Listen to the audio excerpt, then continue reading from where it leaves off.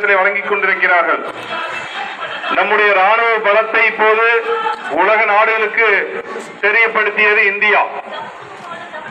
மிகப்பெரிய சக்தி வாய்ந்த அனைத்து நாடுகளும் பக்கபலமாக இருக்கின்ற இந்த நேரத்திலே நம்முடைய ராணுவ வீரர்களுக்கும் நம்முடைய பொதுமக்களுக்கும் சிறிதும் பாதகம் இல்லாமல் இந்த மாபெரும் யுத்தத்தை நடத்தி முடித்திருக்கிறார் நம்முடைய பாரத பிரதமர் நரேந்திர சிறப்புரையாற்றுவார்கள். இந்த தினம் பார்த்துக் கொண்டிருக்கிறோம் என்பதை ஒரு கணம் சிந்தித்து பார்க்க வேண்டும்.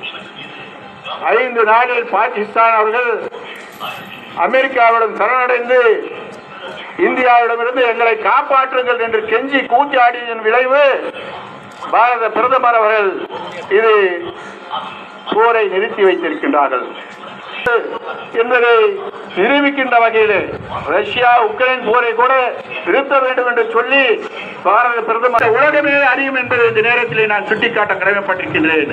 எனவே இந்த யாத்திரையானது நாடெங்கும் இன்று தினம் நடத்தப்பட்டு வந்து வைக்கிறது. இதில் தமிழகத்தை பொறுத்தவரை ஒரு என்ன சொல்ல வேண்டும் என்று சொன்னால், எதிர்கட்சியினர்கள் கூட சிறிது பாரத பிரதமர் அவர்களை வாங்கியாக பேசிக் கொண்டிருப்பதுதான் வருத்தம் அளிக்கிறது என்பதை நேரத்தில்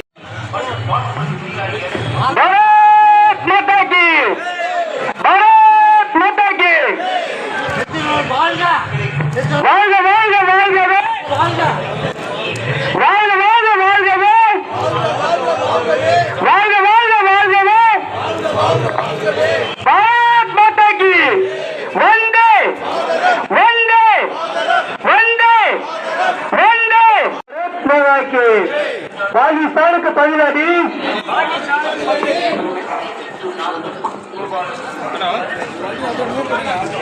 மட்டும்தான் நடுவு வரணும். பின்னால நீங்க வாங்க, தயவுசெய்து புரிஞ்சுக்கோங்க, வாங்க.